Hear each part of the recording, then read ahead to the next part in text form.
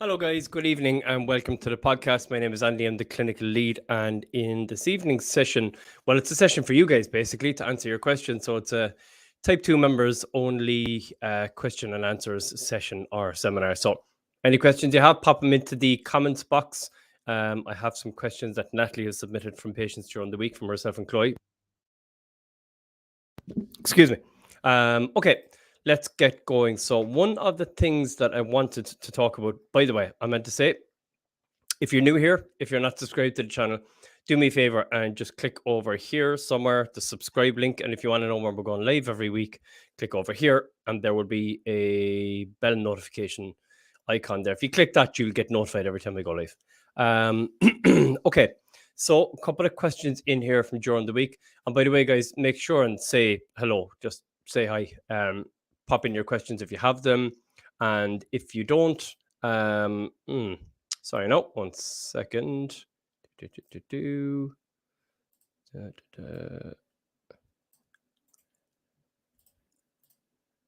Okay, sorry, just needed to get back to someone about something there, and that is done.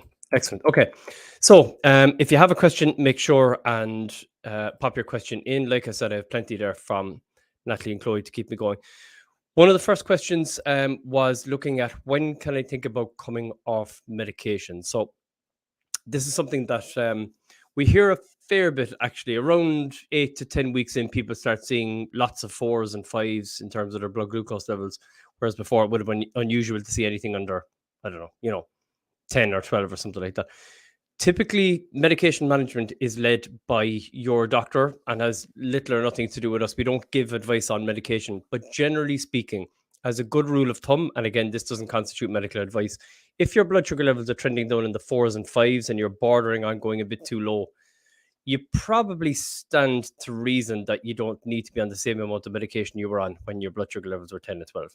So that should be a time where you are prompted to go to your GP and say, look, my sugars are 4 all the time, and I'm afraid if they get a little bit better, a little bit lower, I'm going to go down into the 3s. Can I look at halving my metformin, Victoza, insulin, whatever it is? Okay, next question was... we got you sorted on you. Fair play. Nikki, how are you doing? Hi, everyone. Hope all is okay. Is pickled beetroot okay? Yeah, it's not too bad. I think I try to think of the carb content. It wouldn't be hugely high, Nikki, and we wouldn't eat it in large amounts, really. You'd have a few, not to the same degree you would potatoes or sweet potatoes or anything like that. So should be okay, but check the carb content on it. And as a general rule, the answer to the question, is XYZ food okay, is how many grams of carbohydrates are in it, and can you eat that and still remain under 50 grams of carbohydrates in a day, or worst case scenario, 70 or 80 grams of carbs a day? That's the broad kind of answer to any food type question. So if you're looking at the beetroot and in a serving that you'd usually have, there's 30 or 40 grams of carbs, maybe not. If there's 10 or 15 grams of carbs, yeah, you can factor that in. Should be fine. And occasionally to be fine, irrespective of what it is. Question from Rob Taylor. Can I get enough protein from meat, or do I need to use protein powder after the gym? You'll get more than enough protein from meat, Rob. No need to use protein powder. And protein powder actually is quite what they call insulinogenic. So particularly whey protein isolate, which is the one that most companies use, is it has a high glycemic load. They tend to be high carb, high sugar. So you will get your protein, but you'd also get a shot of high blood sugar levels as well, which is definitely not ideally for diabetic. I would all day long go for like a fatty steak or chicken in a cream sauce or something like that instead. Okay, a question forwarded in from John Brown. My doctor says I have developed fatty liver. Will I have this forever? Not if you change your diet, John. Now, this is the really interesting thing about fatty liver. Fatty liver is not caused by eating fat. Now, you could make the incorrect assumption that if you've got fat in your liver, you should probably eat less fat, when in actual fact, bizarrely and totally counterintuitively, you should eat more. So the reason fat gets stored in your liver is as you become insulin resistant. And by the way, if you were diabetic at any stage, you have a fatty liver. I remember listening to a doctor who said that 90% of people with type 2 diabetes have a fatty liver. The other 10% haven't found out yet. So it's part of the process of becoming diabetic that you end up with a fatty liver. Now, if you've improved your diabetes, the fatty liver is probably gone.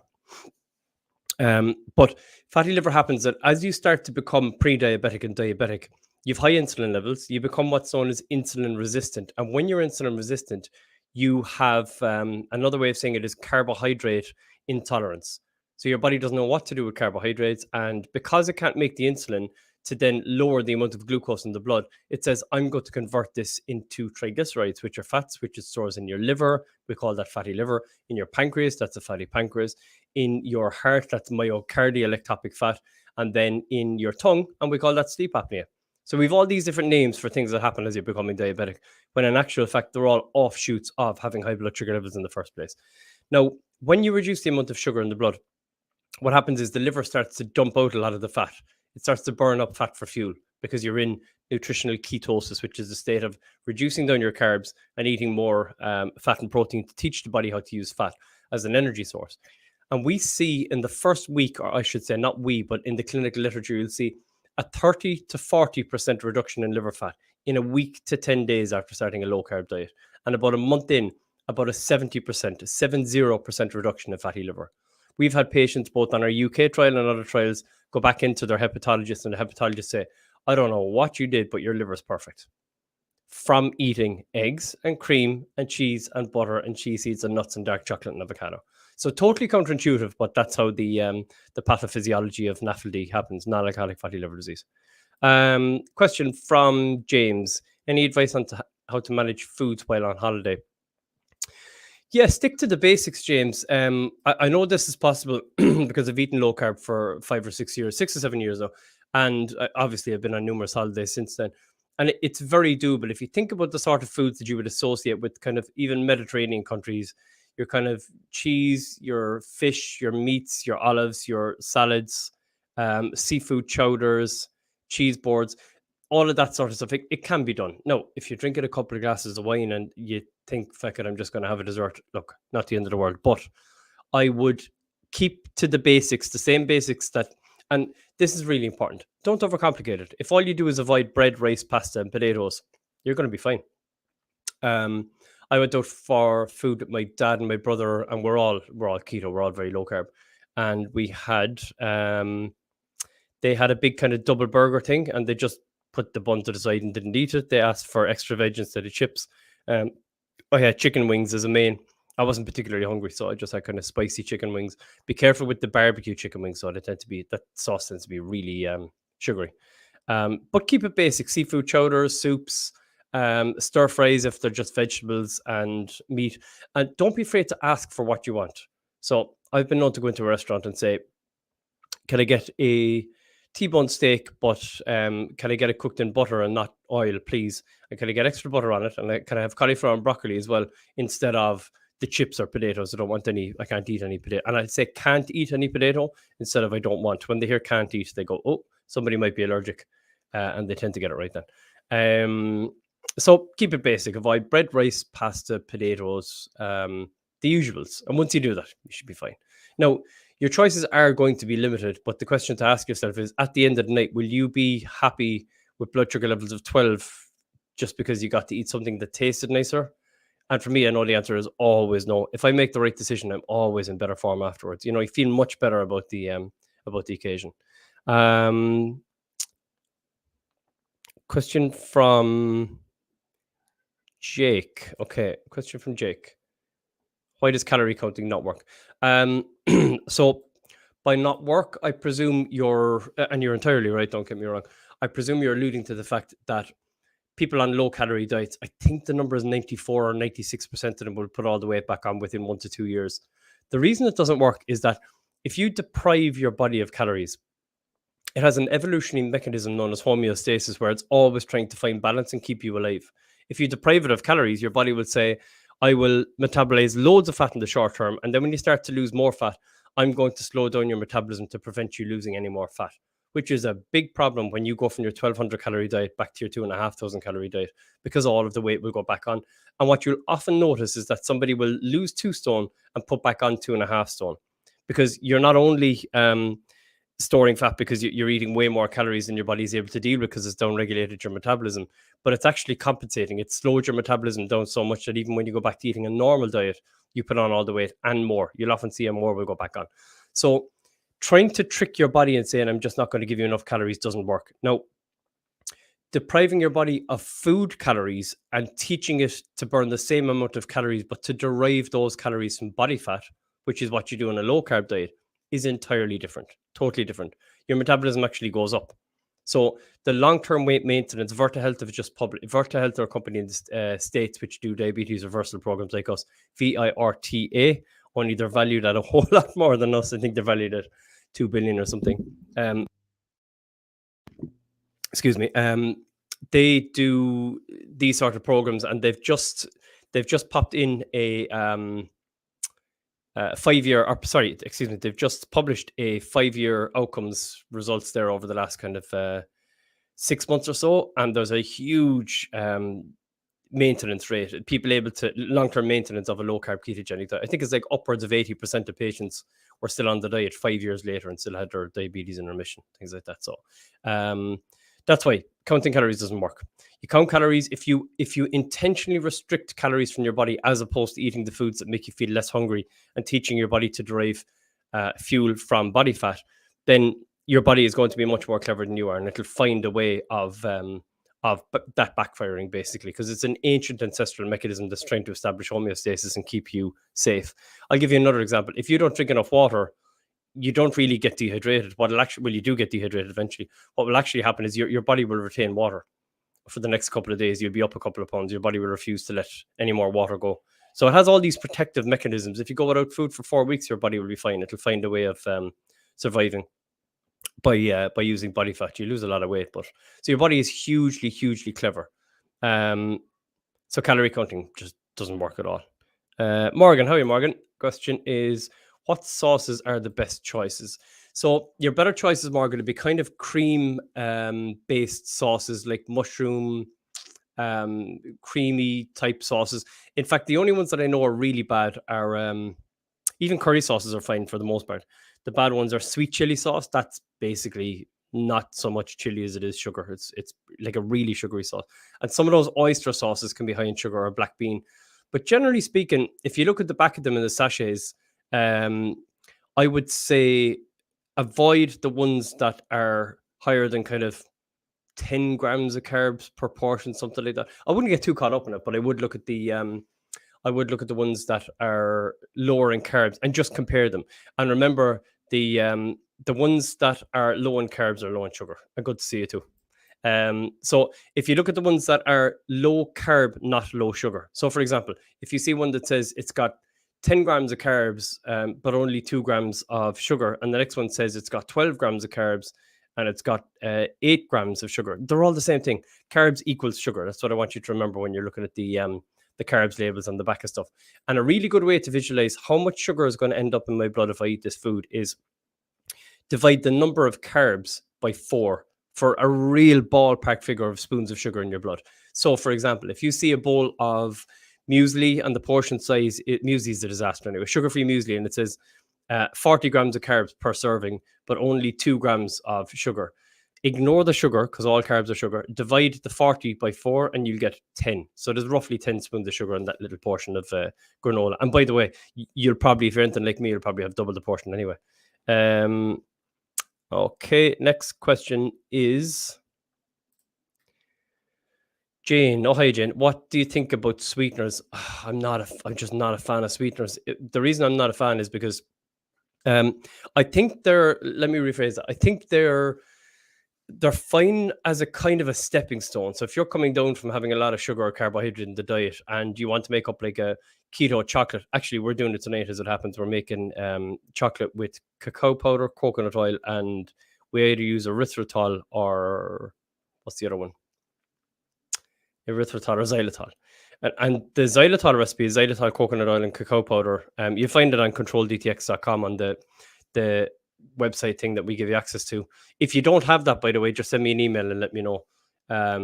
info@readycare.ie. Just if you don't know, haven't got the link to the program, or just comment and let me know, and I can send it on straight after the class, or after the masterclass, I should say. So that has the keto chocolate recipe and things like that. But I'm just not a fan of overdoing it with sweeteners because they can cause gastrointestinal issues. I have this very strongly reinforced when I used to work with a doctor who is a phenomenal doctor in West Cork. I'm not giving out her all, she's a brilliant doctor and a good friend, Dr. Gita Winneke. And we did, her name is Gitte, and Winneke is spelled Winneke or something like that. She's down in Bantry anyway, and she's a low carb doctor. So she's a huge advocate for low carb and ketogenic diets for cholesterol, type 2 reversal, weight loss, all that sort of stuff. But she used to ask me to come down and speak when she was doing seminars.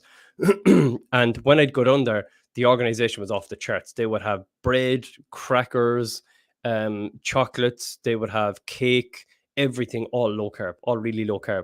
And every single time I went down there, not to be rude, what I ate would run straight through me. And it was because of the artificial sweeteners if I wasn't used to them. So they can be hard on the gut. The other thing that it has been shown in the literature as well is that they keep your sugar cravings in place if you have too much of them.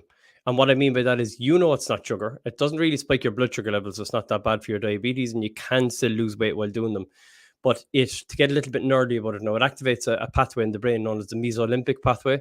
And the mesolimbic pathway is the one that goes on to produce dopamine and all the other feel-good hormones when you eat something nice. So essentially, from a brain chemistry and habit formation point of view, you're still eating sugar. So it's not ideal. You'll see this if I remember talking to a couple of patients over the last week.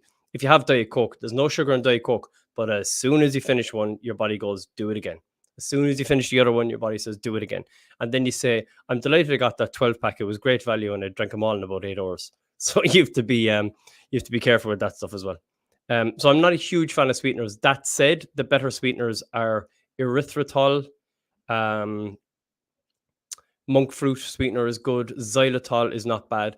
Stevia, everyone talks about how great stevia is. I can't get over the bitter taste. I think it's rotten, to be honest, but there you go. So they're all your better options. Question from Emma Allen. Do you ever have a cheat meal? Yep, every week, Emma. Now, I'm at a point that from a metabolic health point of view, I'm happy with where my metabolic health is, that I'm not pre-diabetic, don't have high blood pressure, all that sort of stuff. But I notice if I do it once a week, it makes almost no difference at all.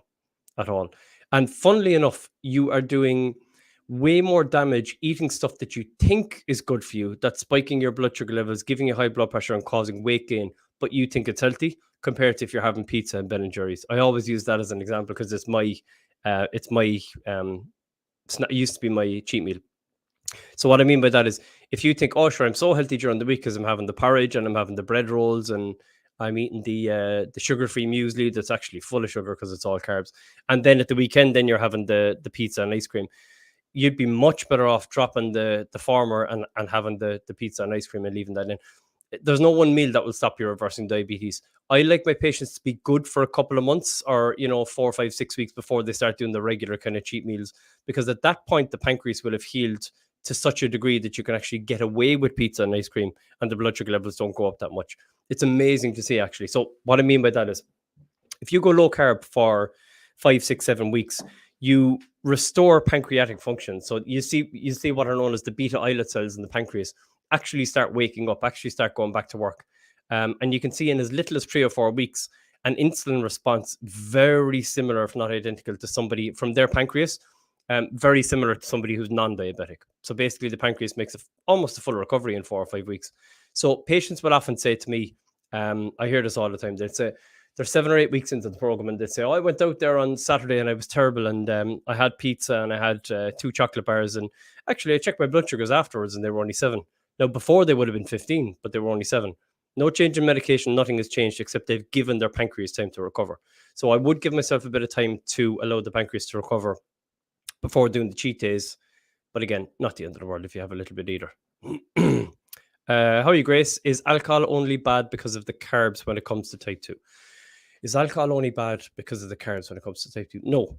So the reason alcohol is bad when it comes to type 2 is, one, the carbohydrate content, like you correctly say. So obviously we're trying to stay low carb, and if we have Bacardi Breezer or beer or Guinness or cider is horrendous. It's so bad. You're talking 14, 15 spoons of sugar in a bottle of Bulmers. Obviously that's going to be a disaster for us. But at the start of this chat, I was talking about liver and how your liver is involved in the pathophysiology. And by the way, when I use big words like that, fancy words, it's only me trying to sound more intelligent than I am. Pathophysiology just means the the disease state happening, the physiology, the path of the physiology is all that means. The pathophysiology of type 2. What happens is, as part of the disease process, is that the liver packs up with fat first. Now, remember what we were saying about the two things that cause liver fat are carbohydrate metabolism dysfunction, so carbs and sugar, and alcohol. So if you have liver issues and your liver is not great, which it's usually not with type 2 diabetes in the initial stages until you have, like I said, it takes 4 or 5 weeks to get that sorted. Alcohol is going to make your liver worse. So you've got the sugar and carbs in the alcohol, but you've also got the fat that's going to be stored in your liver from alcohol. So when you hear people saying that they've got fatty liver disease, it's alcoholic fatty liver disease. And if it's not from alcohol, it's called non-alcoholic fatty liver disease. Alcoholic fatty liver disease, needless to say, is caused by alcohol. NAFLD, non-alcoholic fatty liver disease, is caused by sugar and carbohydrate, not fat.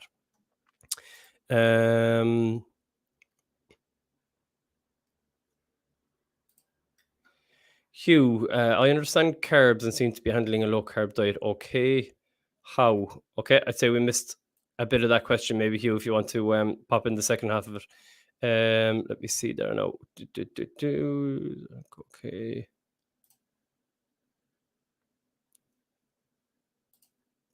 Okay, if you drink a liter, hi Anya, Maria, how are you? If you drink a liter of sparkling water after 2 glasses of wine, roughly half a bottle, does it help the alcohol that was had? Nope, no, not at all. It'll stop it will prevent dehydration, and it'll probably offset a hangover a little bit, but that's it. I mean, you still have you still have the alcohol in your system, so diluting it down with water shouldn't make much of a difference. I haven't seen any evidence that it does. So I'd say not. It'd be great if it did, though, because then you could just keep drinking and not come back to sparkling water. You spend the night in and out to the loo. So I wouldn't imagine so. I can't see any mechanism there that would help. One thing that's really interesting with alcohol is that this is a lesson that you learn the hard way. If you hadn't heard this, is that when you eat 1 second there now. How many carbs would 2 glasses be? Depends on the brand of wine, whether it's white or red, and whether it's fruity or dry. So, for example, white wine might have 2 glasses of carbs, but it might also have 10 if it was fruity. The drier ones would be 1 or 2, and the fruitier ones would be 8, 9, 10. And that kind of ranges depending. Red wine, generally speaking, is a bit lower. It's normally kind of 3 or 4, but it depends on the brand, the age, lots of different things.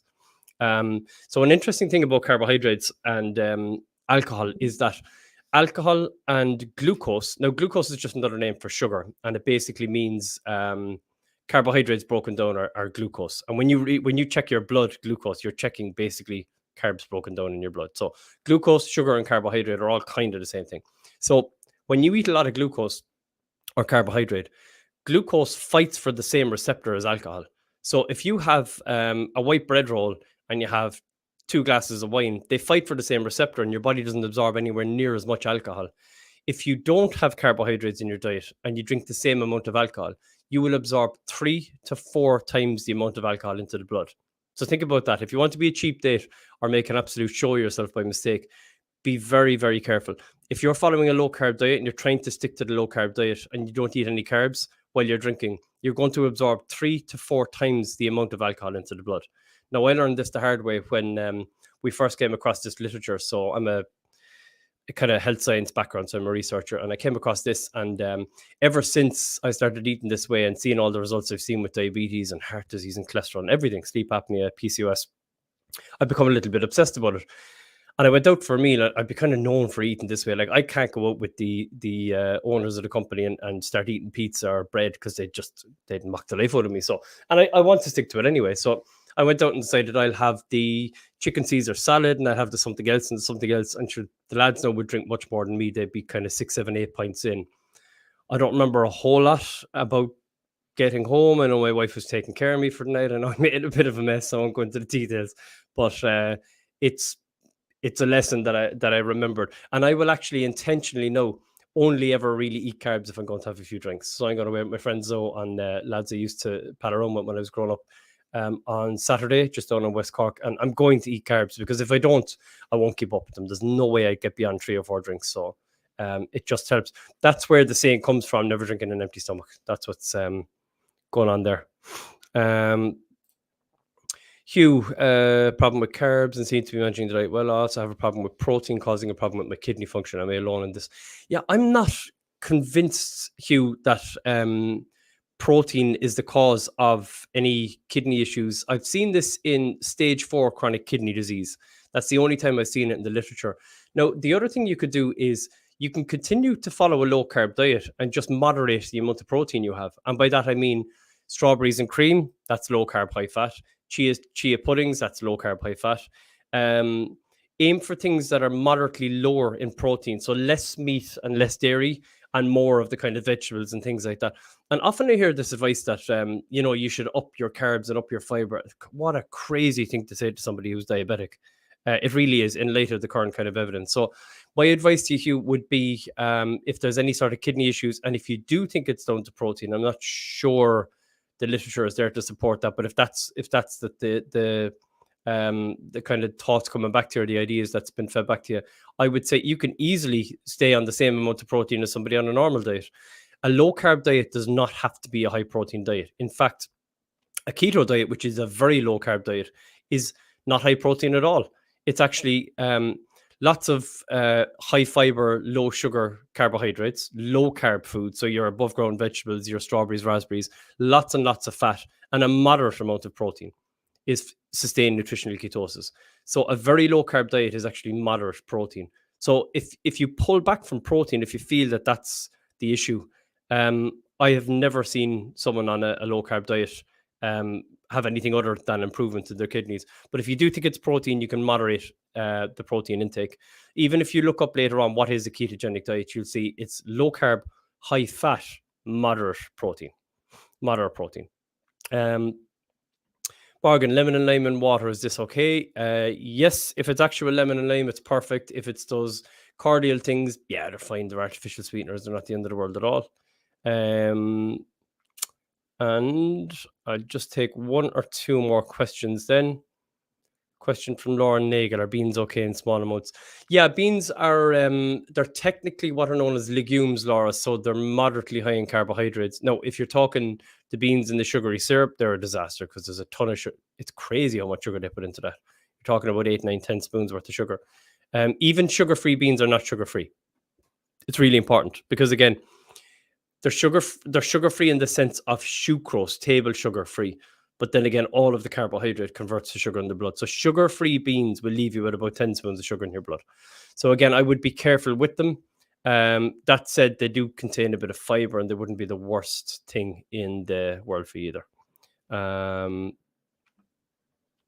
Okay, super. Right, I think we leave it at that. Thanks for joining, guys. I appreciate you taking the time out of your day to listen to us. We'll be back next week. If you haven't already subscribed, the button is over. It's always the other way around. The button is over here and the bell notification is over here. So do click on that and we'd appreciate that more than you think. Have a good evening. Keep up the good work. Avoid the carbs and sugar and it'll all be worth it when you get your HbA1c back. Take care, everyone. I'll see you soon. Bye-bye.